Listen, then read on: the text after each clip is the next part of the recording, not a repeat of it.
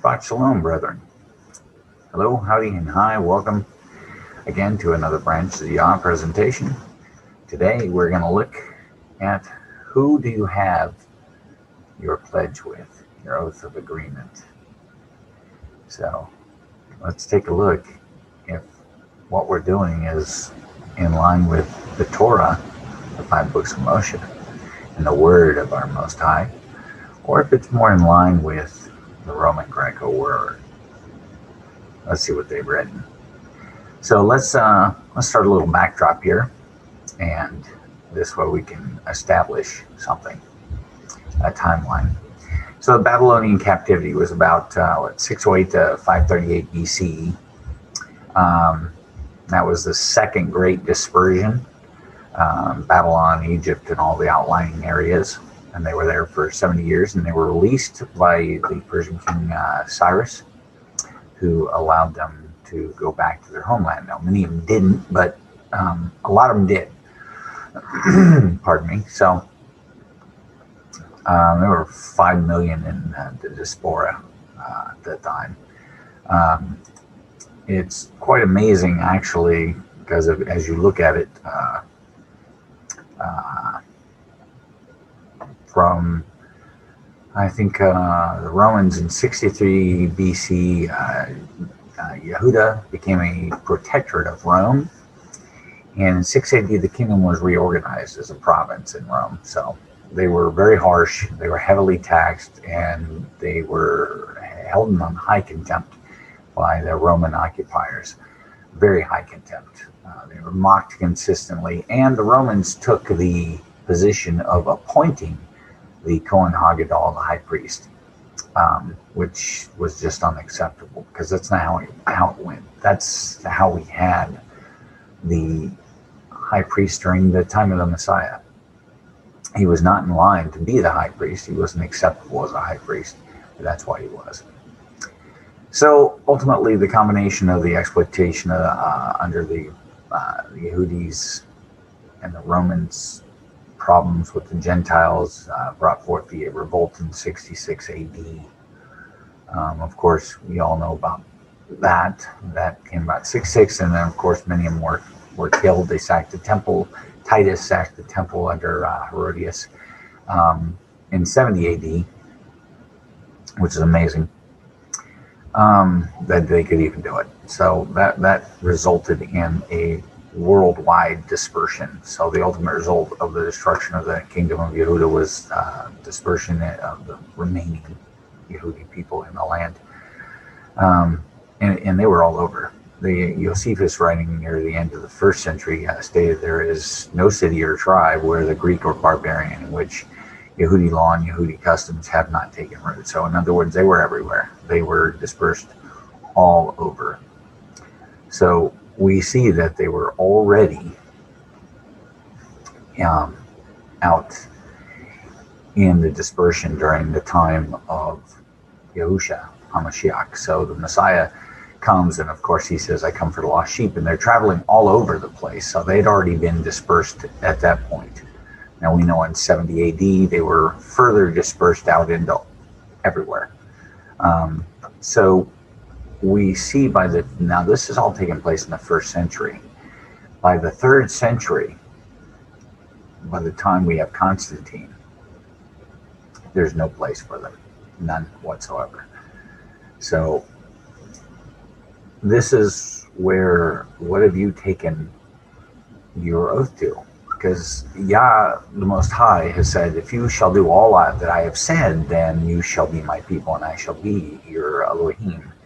So we have to take a look at what he has given us, and not what we want or what we think.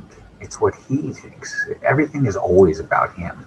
That's the strange thing, is that we forget that this is not about us. It's about him. So let's go take a look at, now that we see that during the dispersion, that they already dispersed. By the time the 3rd century rolls around, they're already expelled from the land. And we're gonna look at this creep. It's gonna give us an idea of what was going on with the people at that time, which is You know, not amazing to us, but it is amazing if you've been told something else. So let's take a look. And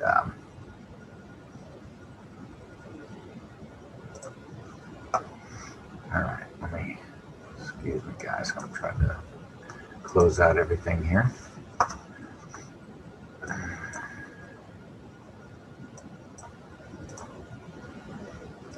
So, and we are going to take a look.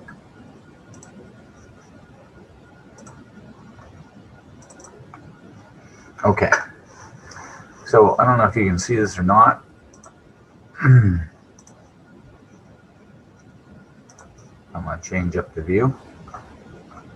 Okay, so we're going to read in Nehemiah, Nehemiah 1 and 5, and I said, I pray, Yahuwah Elohim of the Shamin, O great and awesome all, guarding the Brit, the pledge, yours might say covenant, and loving commitment with those who love you and those guarding your commands.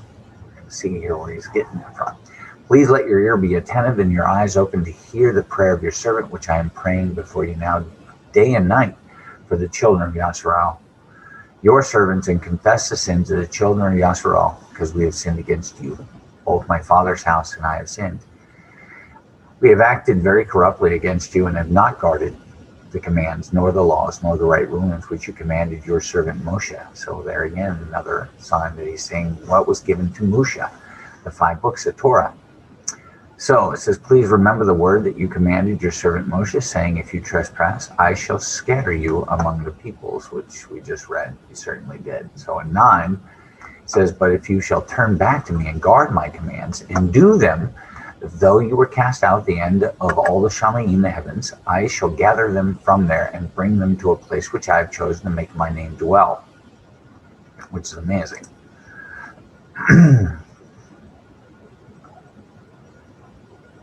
Sorry, guys.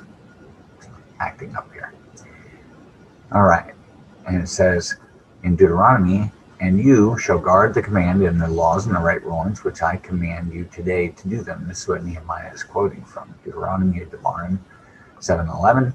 And it shall be, because you hear these right rulings and shall guard to do them, that Yahuwah your Elohim shall guard you with the Brit, or the pledge, and a loving commitment, which he swore to your fathers. Now, yours again might say covenant, but it is a pledge or a Brit. It is a contract. If you do this, then I shall do that. So in Psalm 89 or Tehillim 89:31, if they profane my laws and do not guard my commands, then I shall visit their transgression with a rod and their crookedness with flogging. Yikes. But my loving commitment, I do not take away from him or be false to my trustworthiness. So Yah is never false. He's always. And if you love me, okay, so we're going to go right here. And I shall not profane my Brit, my pledge, neither would I change what has gone out from my lips. So Yah never changes. What he says he does. So everything that he gave through his son, because his son was the word, the Debar Yahuwah, then we know that everything that went through his lips, he will do. And 105:7 he says, he is Yahuwah our Elohim. His right rulings are in all the Eretz, the earth. In 105 he says, he remembered his Brit, his pledge, forever. The word he commanded for 1,000 generations. And in Psalm 105:9, the Brit, or pledge, he made with Abraham, and his oath to Yitzhak, and established it to Jacob for a law or a Torah to Yisrael, an everlasting Brit or pledge. Okay, in Yohanan 14:15, it says, if you love me, you should guard my commands. Now, this is all the footnotes. In 10, it says, if you guard my commands, you shall stay in my love, even as I have guarded my Father's commands and stay in his love. Nothing's changed. And while he was talking to the crowd, see, his mother and brother stood outside seeking to speak with him. And one said to him, see, your mother and your brothers are standing outside seeking to speak with you. But he answering said to the one who spoke to him, who is my mother and who are my brothers? And having stretched out his hand towards his top ones, he said, see, my mother and my brothers. And whoever does the desire of my Father who is in the Shamayim, the heavens, is my brother and sister and mother. That's who is family. The family is not determined by your bloodline. It's not determined by anything else. It's determined by your heart and your love for him, by seeking to do his Father's will. Because he did not bring his own words, nor was he doing his own desire with that of he who sent him, his Father, who was in the Shamayim. Now we see this paralleled in Lucas 8:19, and his mother and brothers came to see him, were unable to get to him because of the crowd.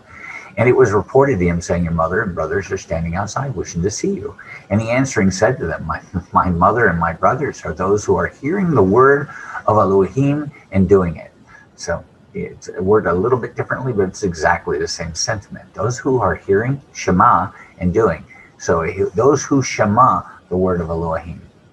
Those who hear, listen, and do. So we see that a great many sects of Christianity, as we know today, and forgive me for the words, I just brought this off of a website as it was, is from Catholicism, with a good deal of false and pagan teaching, most of which was put in place through a mandate of Constantine. This is what Constantine would demand: the cooperation of the circus with its bishops, elders, and teachers, all who were appointed by him. Anyone, especially the Yehudi, in order to become what is called a Christian, must adhere to the Constantine Creed. Now it was in 325 CE, so this is well after the dispersion that he says this. So this gives you an idea that these were everlasting, and they were doing them no matter where they were. And here it is: I renounce all customs, rites, and legalisms. This is with his creed, not ours, which is Torah, unleavened bread, and sacrifice of the lambs of the Hebrews, and all other feasts or appointed times. That's the Moedims of the Hebrews. Now this is his creed. Constantine's given to anyone who was going to come under the Roman Catholic religions, any of them, whether it be Protestantism later or whatever. They're all adhered to this.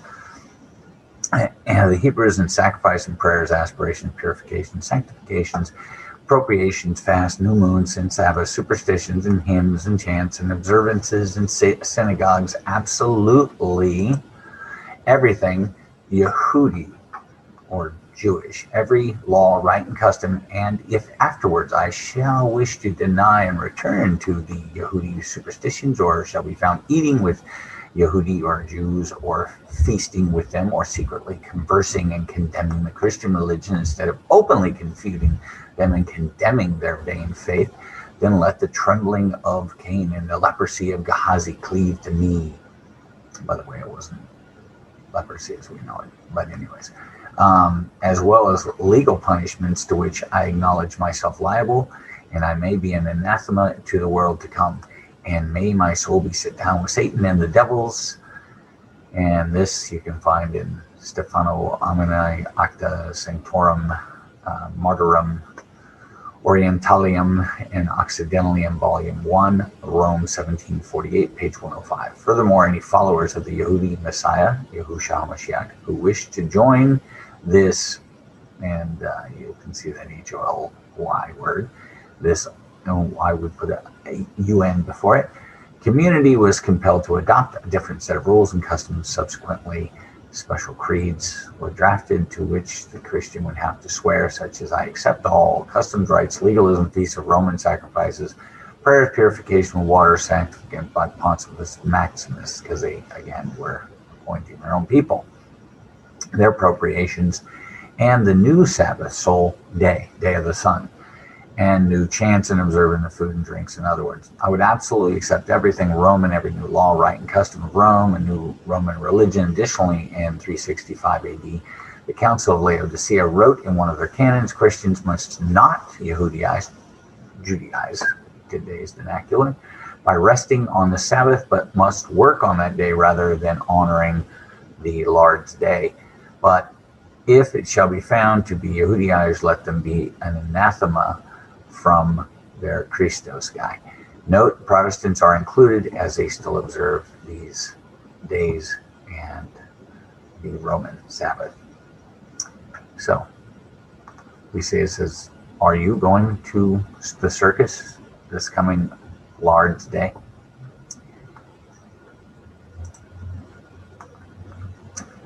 So, the biggest point I want to make here is there are people out there teaching that we're not in the land, we don't have to keep these feast days, we don't keep the appointed times. But here we see that in 325, they were still doing it. They were still doing it, and they were in dispersion at this time. They were already expelled, as we just saw. They were far expelled from the land. So no matter where they were, whether they were in Spain, or whether they were in Russia, or whether they were in Turkey or Egypt, it didn't matter where they were. In any parts of Rome and Greece and Italy and even further up, no matter where they were, where the open hand of Rome could reach, which is the entire world, they were keeping the feast days. They were keeping them all. They had no place to travel back to 3 times a year. The temple was gone in 70 AD, yet they were still keeping them hundreds of years later. So people who are saying that they were not, he wouldn't have put this in there, because that far removed from something, he wouldn't have known about them. He'd only known about them in theory. He wouldn't have known about them in the fact that they were still doing them. If you go check out their library, let me tell you something. We know for a fact that they were still keeping feast days, that they were still doing all the moedines, that they were still keeping a reb to a reb, that all these things never changed. It never changed for the people who remained in the land. The Shomerani, it never changed for the Lumba, the Ethiopic Jews, because guess what? People who have believed in YAH and worshipped him through his Torah are all colors and creeds and from everywhere. Because he said, go tell the whole world the Besarah. Go out into the world. So, as we're all invited to the wedding feast, he wants us to rehearse. So let's have our lampstands full and rehearse his moeds, their appointed times, their appointments with the Most High. And even though we can't do them exactly the way they did them there, because his name was chosen to dwell, his name still dwells there. But it is today that we must be cleaned up, that we might come before him as a righteous people unto the Mashiach. So now that we are the temple, in wherever we go, we are still to practice these appointed times. We're still to show up for our appointments. We're still obligated to it, because he says, if you shall do all that I have said and commanded you, in all my right rulings, in my Torah, my instructions, my laws, and all that I have commanded you, then you shall be my people, and I shall be your Elohim, your Most High. And then the Messiah said the same thing, because he spoke the words of his Father. He gave us everything that we need, guys. And this never stopped, and it's never ended, and it's not a sin to continue to do what he's asked us to do. We're practicing, we're rehearsing for that great day, that wedding feast. So I'd say, who is your pledge to? Is your pledge to not look like a quote-unquote Judaizer, a Yehudaizer, one who does the things of the Hebrews, as Constantine said? So today, are you saying, I'm not keeping those because it's a sin, or because we're not to keep those things anymore, because we're not in the land? What reasons do you have for why you're doing what you're doing? And does it align more closely to what Yahuwah said and what was given to Moshe in the Torah, or does it align a lot closer to that Roman Greco religion and all of his daughters? So we gotta look at who our pledge is to, who the oath and the contract that we're under, and what's it look like to our Most High. Forget about what it looks like to the rest of the world. I don't care if everyone in the world thinks I might be a quote-unquote Jew. I don't care, because if I can be considered one of the tribe of Yehudi, then I have successfully grafted into the root, which was the Messiah, the Lion, the tribe of Yehuda. So if I graft into him, I don't care what the world says. Hallelujah. So who are you grafted into, and what pledge are you under? Are you under the pledge that you're not going to do any of these things anymore, because that's what Constantine wrote? Or are you under Yah's pledge? I shall do all that you have said. And he says, then you will be a treasure to me. You shall be a treasured people to me. I'd rather be a treasured people than okay in the eyes of Rome. Anyways, guys, that's it. Thank you for popping in, and we will see you next time. And we love you, and we hope this day, the Shabbat, and the Shabbat Shalom is with you. The fulfillment, the peace, and the completeness of this day as we dedicate it to YAH, our Elohim, and His Son, Yahushua HaMashiach, our Messiah, salvation. Hallelujah. We love you. Thanks.